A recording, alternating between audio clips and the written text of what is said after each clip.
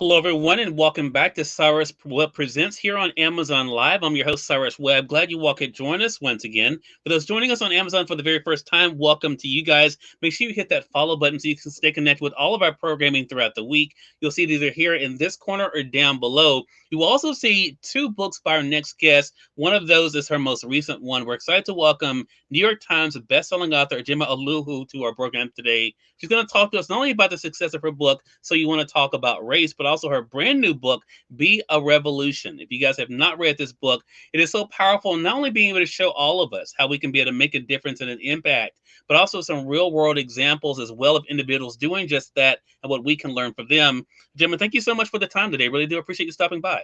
Thanks for having me. Look, the pleasure is definitely all mine. There's so many great examples in this book, but for a lot of people, they were able to be connected with you through your book. So You Want to Talk About Race. What has it been like for you to be on this journey and to not only be able to have these important conversations, but kind of being one of those individuals who's been able to lead us through those conversations as well?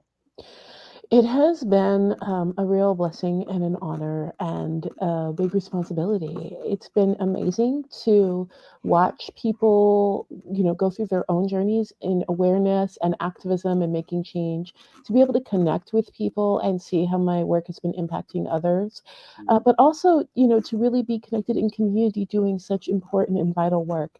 I just feel so hopeful in times that can feel, really hopeless for a lot of people, in the people that I've been able to spend so much time with. I love the fact that I was watching an interview that you did a couple of years ago there in Seattle, and one of the things you were talking about was that hope and that optimism. Is part of it because people are not shying away from what can be difficult and something that can bring us apart?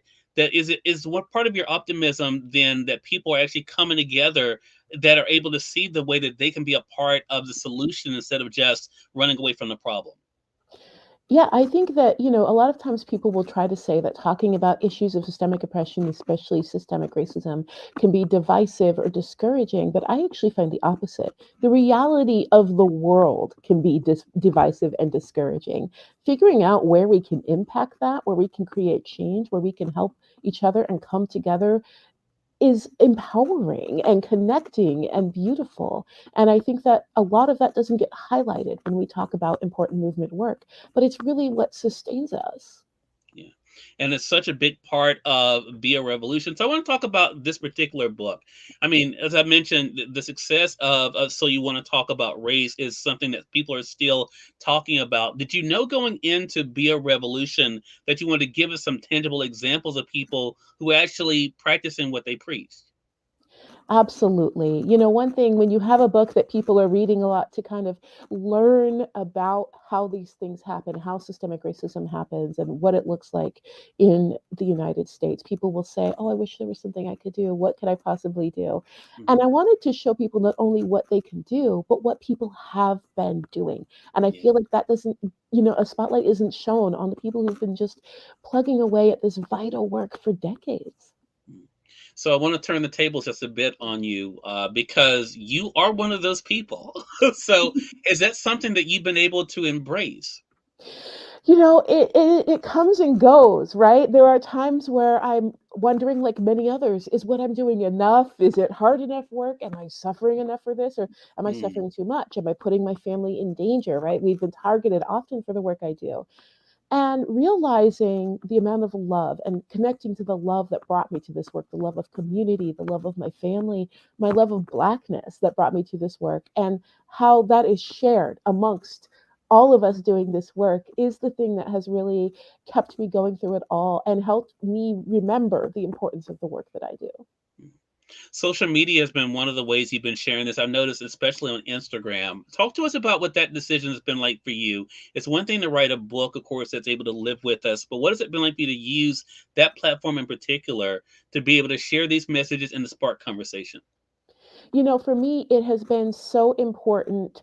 Social media has been so important for my entire career and for a lot of the work that I do because there are a lot of boundaries and barriers in traditional publishing and traditional media that keep Black people, Black women, queer people, trans people, disabled people really locked out. And that's where I started speaking, where I was able to connect more directly to people.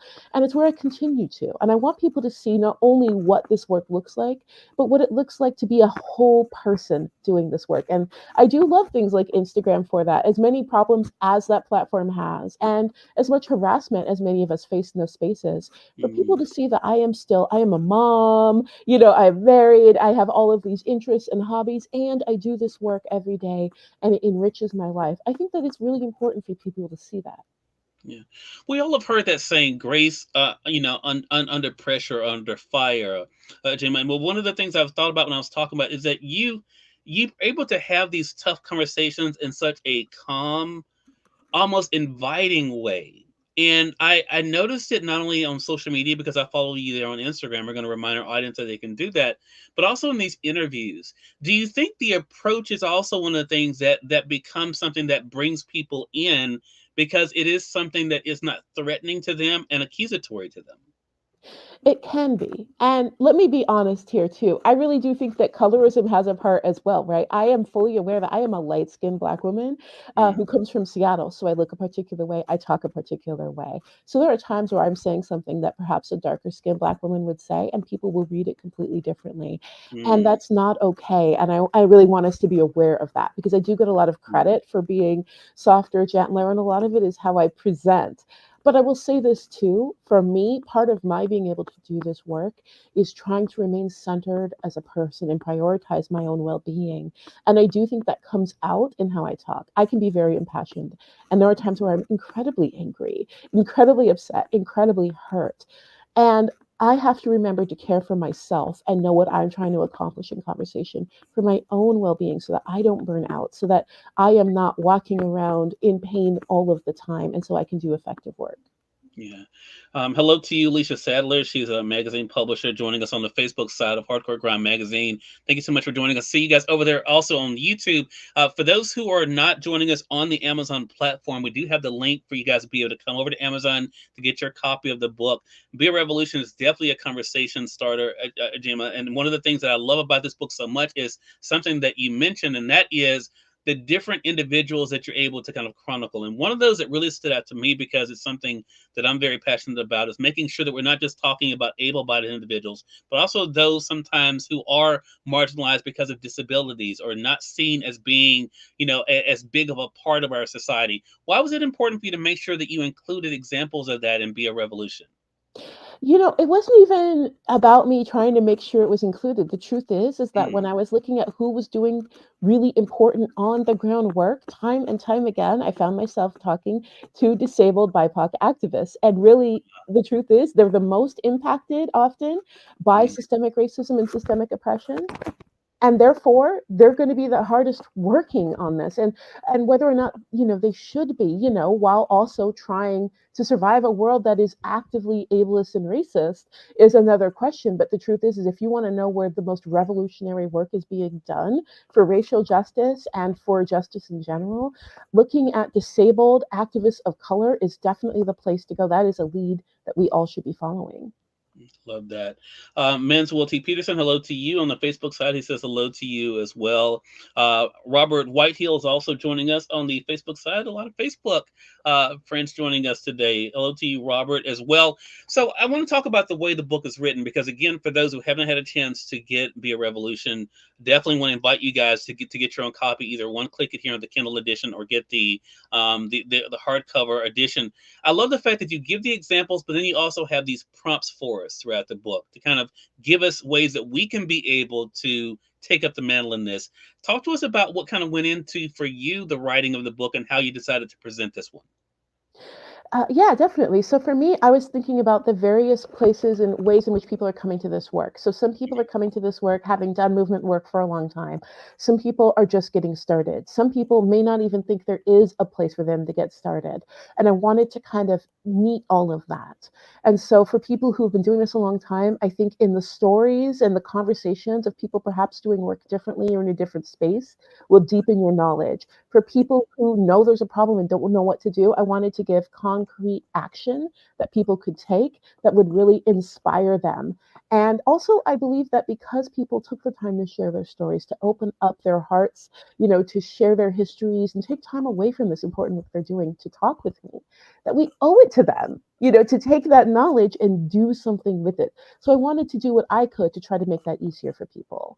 Love that. I want to say for those who are just tuning in on the Amazon side, as well as through Facebook, LinkedIn, YouTube, and Twitter, you all are watching Cyrus Webb Presents. We're speaking today with New York Times bestselling author Ijeoma Oluo. We're talking to her not only about her new book, Be a Revolution, but also what it's been like for her to be able to have these important conversations, sometimes tough conversations that can really bring about change. And that's one of the things that she really addresses in this book as well. Chanel Coleman Wesley, hello to you. Good to be able to see you over on the Facebook side. So I want to talk about that because you have kind of built this tribe, right? Both online and offline, who are encouraged by you, inspired by you, and are taking action, quite honestly, because of something you have said or written. Talk to us about what that's been like for you to see the coalition that's kind of been building around this work in you.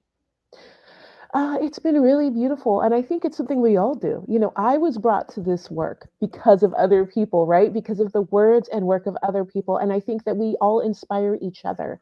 And that's been really lovely to see community continue to form in different places and be a part of such inspiring, loving, caring community. Like everyone, these last few years especially have been incredibly hard on my family as well. And Mhm. to watch the same group that I've been in movement working with, embrace our family in hard times as well, and show that this isn't just about we're fighting these systems. It's about how we care for each other, how we lift each other up, and that's how we get through this while we're making great change. One of the other big topics of this book has to do with racism and education in schools, and we see this showing itself in a lot of different ways. Unfortunately, I'm here in the South, Gemma. I'm here in Mississippi. We, of course, have been in the news for some of the wrong reasons recently. Florida, of course, here has been as well. There has been an interesting, I'll use that word, dialogue about history and the way history is being looked at and treated. What was it like for you in writing this book to kind of address that, the role of racism in that, and the importance of making sure that history is not forgotten? I was actually surprised how difficult the chapter on education was for me. But really, a lot of these conversations I was having with educators and for people working in education felt heartbreaking, right? To watch people working and fighting so hard and really feeling all of these powers working against them and pulling back progress they have made. But it is so vital. It is so vital that we address what's happening in education because the truth is that people who want us oppressed and who want to hold on to power have been able to activate a very small group of scared, racist individuals by telling them that our education system is going to disempower them if we don't get accurate history out of schools.